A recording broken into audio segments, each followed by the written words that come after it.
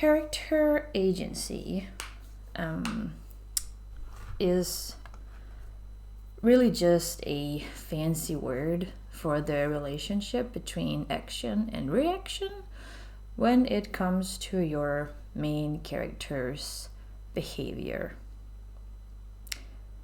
That's it.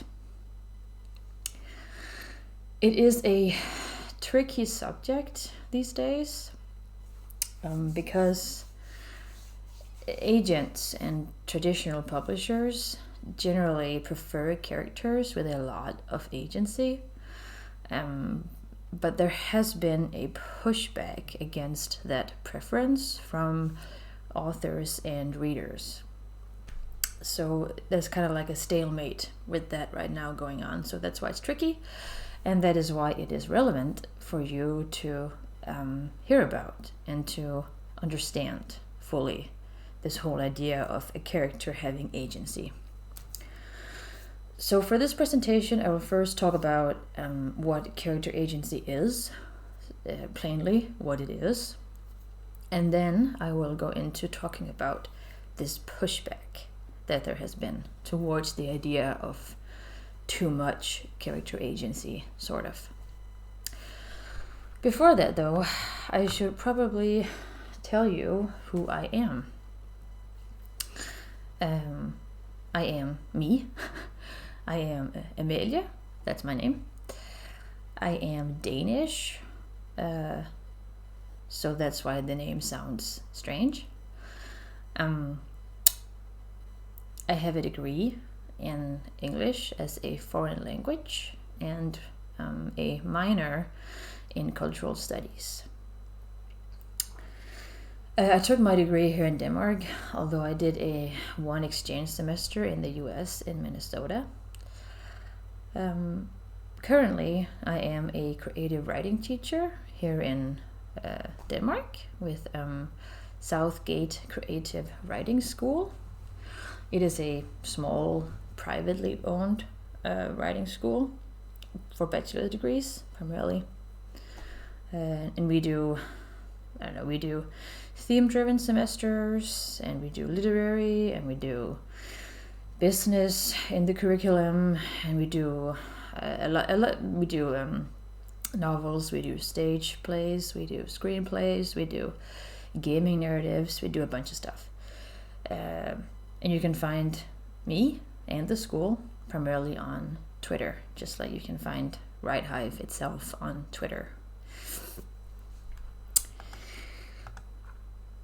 Okay, so what is character agency?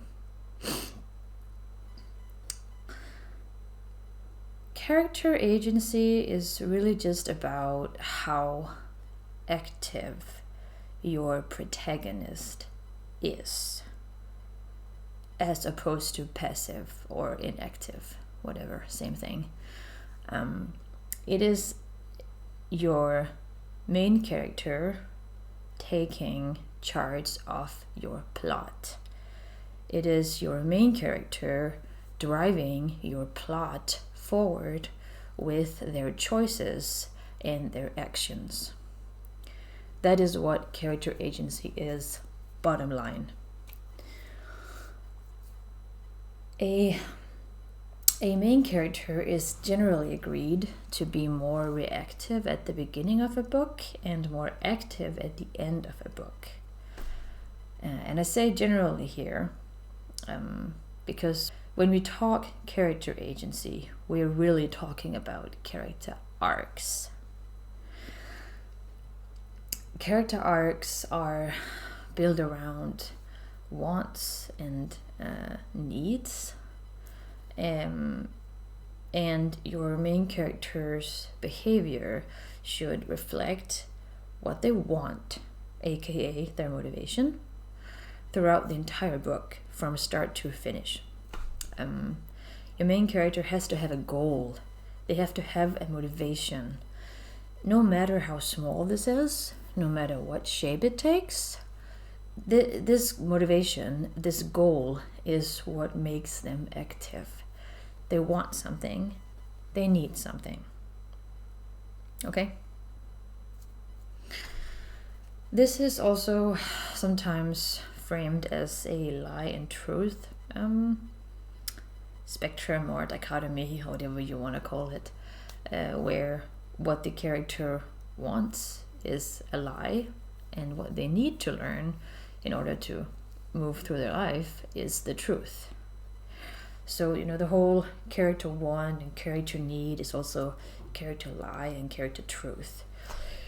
And all of it really just ties into the idea of your character as being active and reactive, as being active and passive.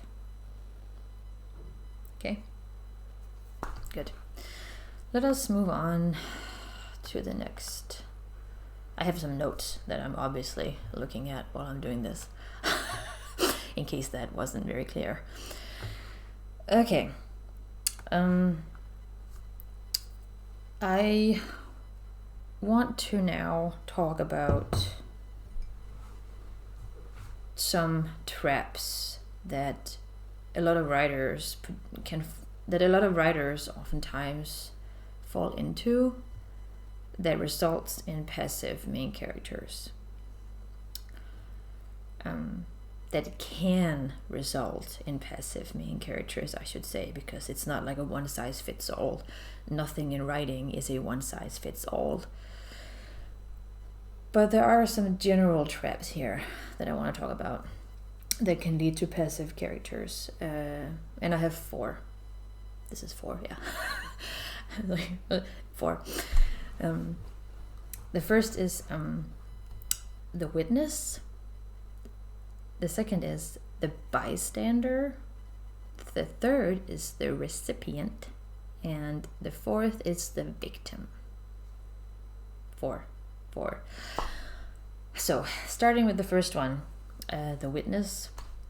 The witness is this idea, or the witness as a passive character, is this idea that the main character is present for the action of the story, but they are primarily there as an observer or a reporter rather than a key driver of the plot. And I want to give an example. I want to give this example. To Kill a Mockingbird. Obviously, this book works. We don't need to talk about that. It works. So some passive characters do actually work. So this isn't necessarily a trap, this book. But this could have been a trap for a passive character if it had been written poorer than what it was. Bottom line is, though, that you can argue that the girl in this, you can argue she is a witness in that she essentially, witnesses, she observes the main plot of the book, which is the court case. Okay? That's the argument. Or you can take movies. You can take Iron Man, like the first Iron Man movies. Like, imagine them from the perspective of Happy, Tony Stark's chauffeur, right-hand man, whatever. Imagine all of the Iron Man movies viewed from his perspective instead of Tony Stark's. Same thing. Happy is a witness. Happy Hogan is a witness to that plot. The second trap was the bystander. The bystander is where the plot happens adjacent to the character, like the character is in the room where it happens, but he's not making it happen. He is not driving the plot forward. And in my opinion, these are the kind of books that you read where you're reading a scene and you really feel like you want to be elsewhere. You're really feeling like, well, this character is cool, but I also know that this other character is off here to the left side doing something else, and I would much rather be with him than being with this one. I have had that feeling before, with popular books as well. I have, and to me, that's a sign that the character on the page right now is being passive. and that is less interesting than the character off the page being active. So the third one is the third trap, is the recipient. And the recipient is when the main character is being passive by being the recipient of like important information and important ways of getting to his goal. Kind of like it's the protagonist who doesn't really do anything directly to get what he wants, but he gets it anyway because he has a lot of side characters that give it to him, right? So as much as I don't really want to give this example because I don't really agree with the author here at all, but think of Hermione in Harry Potter. Hermione basically delivers the entire plot to Harry in several books, several times, making him a passive recipient character. The fourth trap is the victim. And the victim is when the character is put on their journey towards self-actualization, but they don't really want to do it. It's kind of forced on them, aka they're being a victim. And they never really, the character never really takes the reins of their own self-actualization. The character just kind of rides out the storm, you know. For me, I view this a lot as like, imagine the reluctant hero, you know, like the trope. And imagine if the reluctant hero is 100% reluctant the entire time. Then you get a victim passive character type, in my opinion. So those were the four: the witness, the bystander, the recipient, and the victim. Those are the four traps that can potentially result in passive main characters. I will say though, that it is not always that passive characters are bad. Passivity can be an action in service of a goal. That is, a main character's passivity can drive the action forward, as long as that passivity is a choice made by the main character that leads to an intended goal, right? Think like when you have a crush on someone and you're playing hard to get, right? Then you ignore your crush because you know or believe that will get the crush to come to you.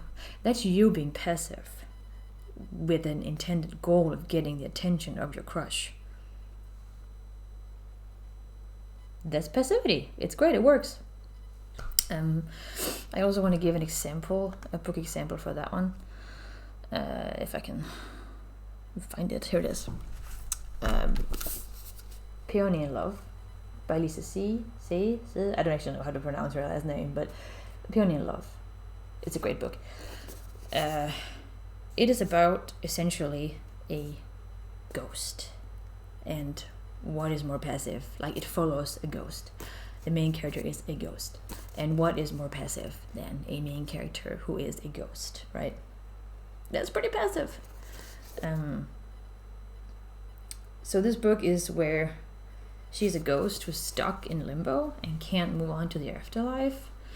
And so a lot of the book, honestly most of the book, is her watching and observing the life she had before and the people that she were with before, her family and her friends and everything else.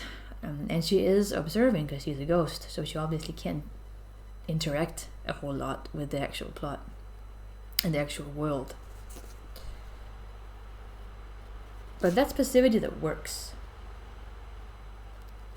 She is a bystander, she is a victim, she is a witness, she is many things, this ghost main character, but it works. So passivity, because the goal is for her to stop being a ghost. Okay, so all the stuff that she does is to stop being passive. She is working passively towards not being passive any longer. That's the whole point. Passive characters can work just fine in books as long as their passivity serves a purpose, like this one. Okay. Right, so I want to talk a bit about hold on. My experience with character agency and how I learned what that was. I wrote a book. I have written many books, but I wrote one book in particular, and that was 5 years ago now. Yeah. And I queried it, and I got an R&R, a revise and resubmit from an agent, which basically is where she asks me to revise my book in a specific way and resubmit it to her. And what she wanted was for me to add agency to my character. I had no idea what the hell that was at the time, so I sat down and I studied it for a while, some months I think, and in the end I ended up rewriting 75% of the book. I ended up taking my original ending, and making it into a new midpoint. And it ended up like that because I had a character that was too reactive at the beginning of my book, which slowed down the plot significantly. So I had really only written half a book in the shape of a full book, rather than a full book in the shape of a full book, if you get what I mean. And that was because the agency wasn't there to push the plot forward in the way that the agent wanted. So I learned the hard way that agency matters when you query a book. It matters to traditional publishing. I resubmitted it to the agent, and I did it. She didn't ask for more. It was a rejection. That's fine. I get plenty of those. So anyway, that's how I learned about character agency. I learned the hard way, and I hope that you don't have to, because that sucked. Right.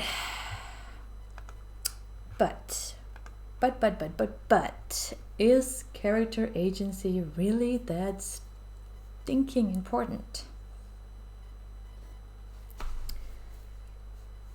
If you ask traditional publishing, yes, it is. If you ask authors and readers, it is less clear-cut what they think. It really comes down to the question of conflict-driven narratives. Okay? Conflict-driven narratives are based on character agency, and conflict-driven narratives are majorly favored by traditional publishing because they are easier to sell and they're easier to market in a consumer instant gratification culture. They sell easily. The conflict-driven stories sell the easiest. You can think of them like the stories where when you hear them being pitched, they sound like movies, Those are the ones that trad publishing wants. However, there are plenty of narrative types where conflict is not a focal point. They're just not favored by the industry.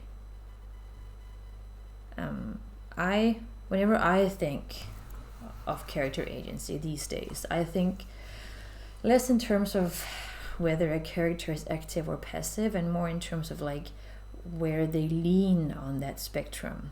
Like, I think of them all as intrinsically active. I think of all humans as instinctively active. Like, everything we do has a purpose. I really fully believe that, even if as humans, we don't think about having a purpose all the time. I believe we think in goals all the time. So for me, whenever I deal with character agency, I have them in two camps. I kind of think of characters as passively inclined and actively inclined. That is, for me, it's about how the main character approaches the action that they take. A more passively inclined main character would weigh the pros and cons differently than an actively inclined one, is what I believe. A passively inclined character might try to manipulate the action from afar instead of entering it directly in the way that an actively inclined main character might do. A passively inclined main character might deflect attention away from what they're doing, whereas the actively inclined one might carry more of that attention themselves and go into the crossfire, Both are valid ways of being active, in my opinion, in my humble opinion. I feel very strongly about this. Both are valid ways of being active, but one works more in the limelight and the other works more in the shadows. And the one that works in the shadows is the passively inclined one. And because it works in the shadows, it is less liked by publishing, because shadows don't sell as much as limelight does. An advice that I often give my students, and my friends for that matter, when they want to work on how to incorporate, on how to make their characters more active in general, is to worry less about the broader goals, like the lie and the truth and the wants and the needs. Worry less about that, and instead take your every scene that you write and make sure that you, or practice putting in an external goal in all of those scenes. Always have your character work towards an external goal in those scenes. Like, I call it the soup advice. I don't know why it's soup. It's just the example that I like using. But if your character is talking to someone by a table and they're just sitting there, instead of just having them sit there and talk, have them make soup while they talk. The soup is a legit external goal. Is it important for the overall story? No. Is it important to make the character seem active in the one scene? Yes. So start with that. That will get your mind into thinking about activeness. I also see this a lot when scenes open. You meet like a prince or princess on a balcony and they're viewing their people below. Instead of starting a scene there, take it back a little bit and start it right before. Like, start it when the princess walks out onto the balcony, because then she has a goal. She has the goal of walking out onto the balcony, and that makes her seem more active than if you opened the scene and she was simply standing on the balcony already. It's these little detail tricks, whatever you want to call them, that can really help every scene in your book feel more externally active. And that's a good way to start, a good place to start if you want to get your brain if you want to practice and, train your brain just thinking more about active characters and how to make characters active.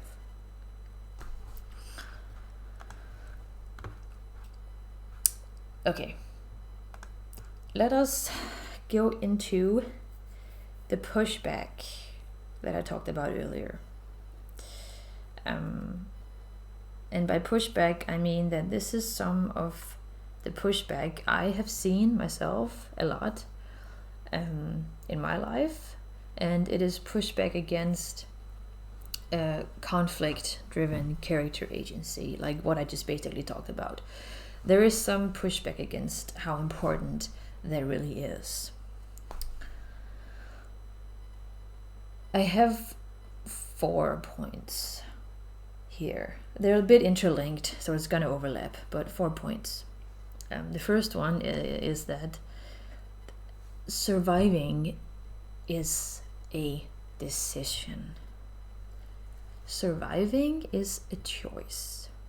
Surviving is an action. If we go back to my passively inclined framework stuff, the way that I think about agency, then someone who tries to survive will likely work in the shadows to some extent, and this will make them less active than their limelight counterparts, right? Publishing, Western publishing, and I will go into this later, but for now, let me just say that Western publishing doesn't really think that survival stories are active enough. They don't think it's an action, basically. And that is because Western publishing is majorly concerned with the 3-act dramatic structure, which is also a Western construct. I will go into that later. I will move on for now. But point is, surviving is a decision. It's a choice. It's an action. And this also ties into my next point, which is that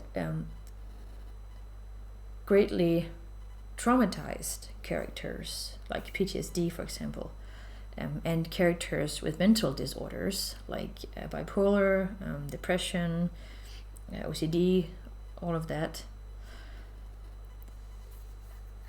they also come off as passive to the Western mindset here as well. And they are not passive. This is the pushback, okay? They are not passive. Traumatized characters are passively inclined, in that they are working on overcoming trauma that has affected their capability to act and make choice on a basic level. Like, they can't make any active choices yet because they first have to regain that ability. That is their active choice. Them regaining the ability to choose is their choice. But I suppose that is too meta for for publishing, for the industry, for the general reader, I don't know. But this is one of the pushbacks I've seen, that this needs to be more inclusive. Traumatized characters who just survive, are not necessarily passive. This also ties into my third point of pushback that I've seen, which is that neurodiverse characters also don't fit this active bill as neatly as neurotypical characters do. That is also something that needs to get looked at a bit more, because obviously that's not fair, and we need the neurodiverse stories just as much as we need the neurotypical ones. We need the traumatized stories just as much as we need the non-traumatized ones. We need the disabled ones. We need all of the marginalized stories. And a lot of the pushback that there is against against conflict-driven agency is also comes from marginalized spheres of the craft, because that is where the more experimental narratives exist. The ones that are not necessarily as conflict-driven or as standardized as the 3-act structure. So yeah, character agency is built around a neurotypical framework, and it is not very inclusive to neurodiverse variations on the whole, and that is obviously a shame. And they need to do better. My fourth point is one that I'll talk about a bit at length, I suppose. It is the fact that storytelling has different cultural traditions depending on your culture. Not all storytelling is traditionally conflict-driven, like the Western 3-act dramatic structure. And that's what I want to go into now. I want to talk about the other modes of storytelling that exists, which are not traditionally conflict-driven. There are a couple. There are more than what I will talk about, but I will talk about the ones that I know the most about, that makes the most sense to my brain at the current moment in my life. Hopefully you can vibe with that, I don't know. The first one is the stories within stories concept. Now, that's not particular to any culture, granted. I think all cultures have stories within stories concepts. But I have seen a lot of people say that Asian storytellers are quite good at the stories within stories concept, because their culture is built more on that concept. Obviously I can't speak for that myself because I'm not Asian, but I have seen it quite a bit from BIPOC people as well. And I want to highlight this book, Empress of Salt and Fortune, because that has its story within story concept. It's a novella, by the way, it's not very big. It's about a historian who essentially is told the main plot of this book by a side character who was a part of that main plot, but the historian themselves is not a part. The historian itself is not a part of the main plot. It is simply having that, or the main plot is simply being relegated to the historian as a main character by a side character, and that gives you this story within story concept. Like there are two stories that are happening. One is the one that is being told to the historian and that the historian is writing down in their book, and the other is the actual real-time plot of the historian living its life, writing down this book in between being told the story for this book. That was pretty vague, but I don't want to give too many spoilers away, okay? Point is just that stories within stories, and this one is a good example of that. Okay, the next one is Kisho Tenketsu, which is Japanese, as you can probably hear. Or rather, it's not just Japanese. It is a classic Japanese, Korean, and Chinese traditional form of storytelling. The Kisho Tenketsu is Japanese. The wording is Japanese, but that's because English took that word and made it into theirs. But Kisho Tenketsu is classic Japanese, Korean, and Chinese storytelling, and it is something that you will often find in Studio Ghibli's movies. I only have this one as a DVD, so that's the only one that I can show you. But Princess Mononoke does it a little bit, not a whole lot. My Neighbor Totoro, on the other hand, does it quite a lot. It's built very strongly around that form of storytelling, and that is why some people will say that nothing really happens in Totoro. Nothing really happens in the sense of a 3-act dramatic Western story structure, no. Something does happen in the shape of Kisho Tenketsu. And Kisho Tenketsu works with 4 parts, sort of. It has introduction, which is ki. It has development, which is sho. It has the twist, which is ten. And it has the conclusion, which is ketsu. Kisho Tenketsu. So it works on this introduction, development, twist, conclusion framework. It's all about the twist. That's, like if you see it like pictured, it would go like this, like the introduction would be like here, and it goes kind of like this, and then twist.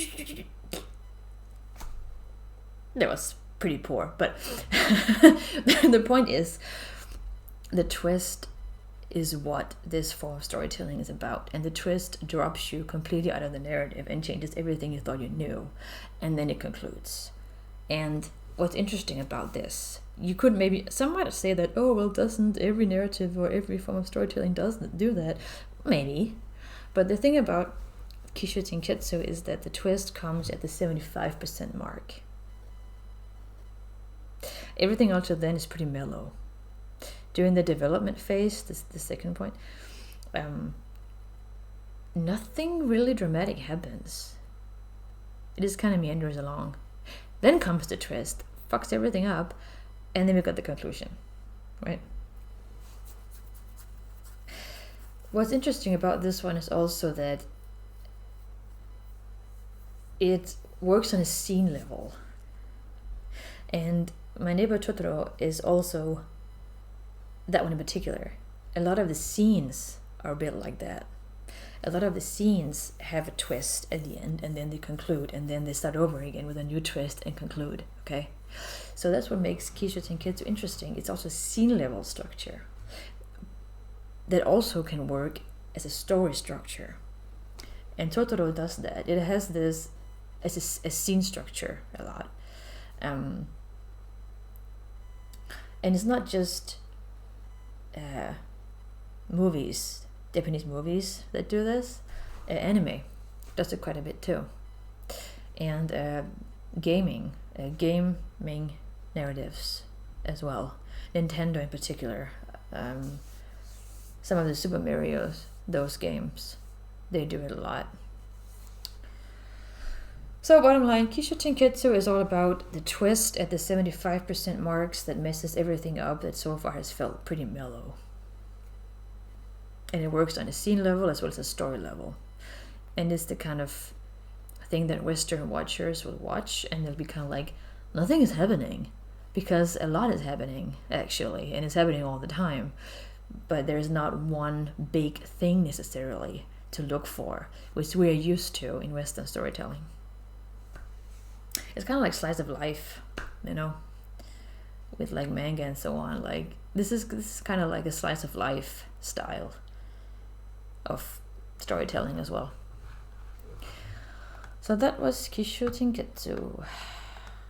Then we have the daisy chain storytelling, which is also a mode of storytelling that is not traditionally conflict driven.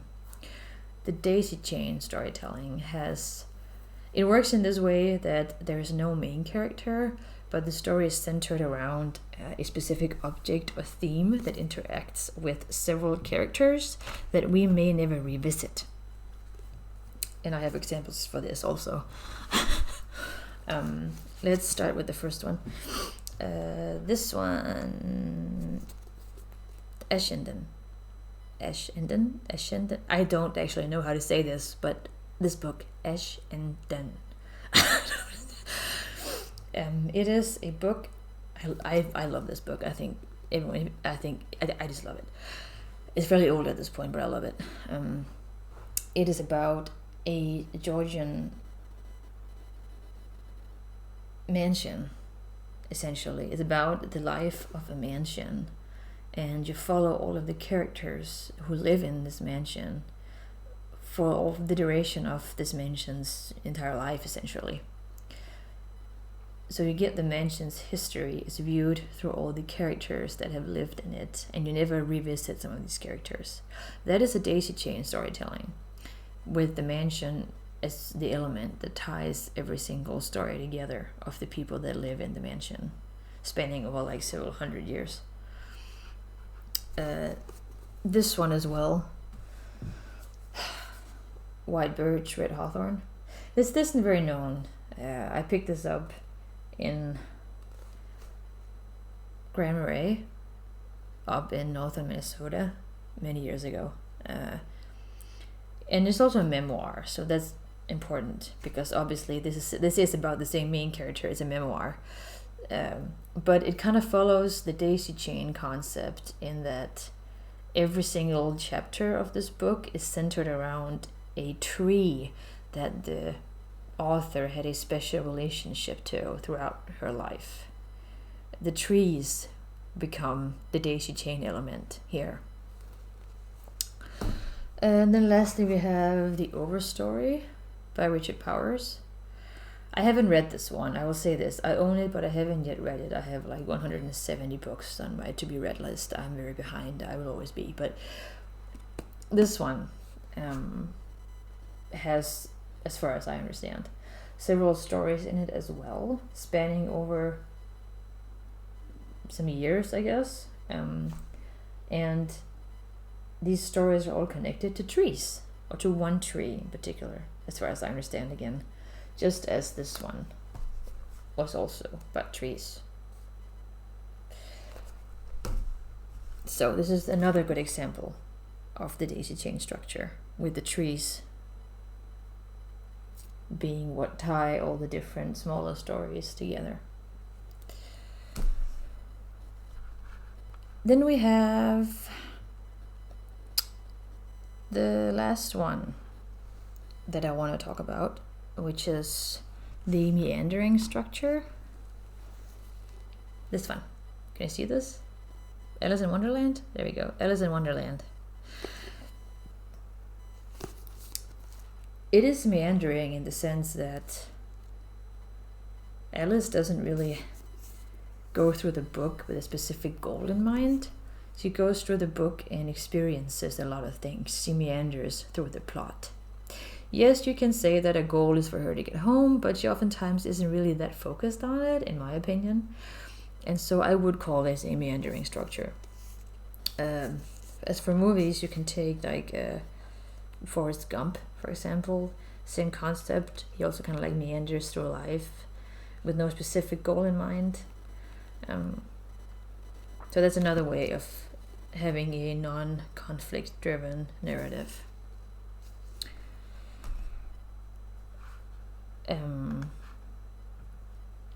Yeah, I want to, here at the end, if you are interested in like learning about all these different ways of writing narratives that are not conflict driven, like the 3-act structure, I want to point you in the direction of a book. I don't own it actually, but I have had it recommended to me a lot, and it is again on my to be read list, and it is Jane Allison's, that is Jane Allison's Meander, Spiral, Explode, Design and Pattern in Narrative. And this book introduces a lot of different modes of storytelling that are not conflict driven necessarily, and it challenges writers to think outside of the narrative structures that we are inherently the most familiar with, because they're the ones that are predominant in the world, in publishing, honestly, in American publishing, which is one of the biggest publishing industries in the world, so they are influential. So I would recommend this book as a good starting point if you want to learn more about storytelling that is not necessarily conflict driven. And that was Jane Allison's Meander, Spiral, and Explode. Cool. I don't actually have a whole lot more to say about this. I feel like I've kind of said my piece at this point. I hope that it was helpful in some way, all of this, and that you might want to challenge your own form of storytelling at this point, and that you feel bold and brave enough to look into character agency and figure out where you lie on that spectrum with how you want to write characters. All I want to say is that with writing, you always have to do what you want. That's key. If you want to make this your life, you have to do what you want to do with it. But it is good and smart of you to also understand the business side of it, to also understand that if you go into traditional publishing, they do not generally want non-conflict driven narratives. They want conflict driven narratives, generally speaking. So it's good for you to be realistic about that, in my opinion, and then figure out how you can be as realistic as you need to be while maintaining the authenticity of how you want to write, also in regards to character agency. So I don't want you to leave this thinking that character agency is bad, or that it is good, or that whatever.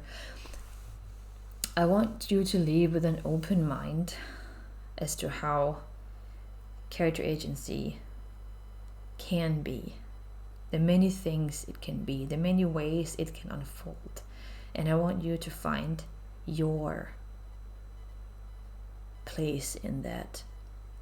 And I want you to recognize where traditional publishing, indie publishing, self-publishing, where all of the publishing avenues, I want you to recognize where they are on this spectrum, so you can compare to where you are on that spectrum and make the right choice to optimize your chances of success. That's what I want with this. And I hope that I gave that to you. And I think that's all. I have nothing more to say. Yeah.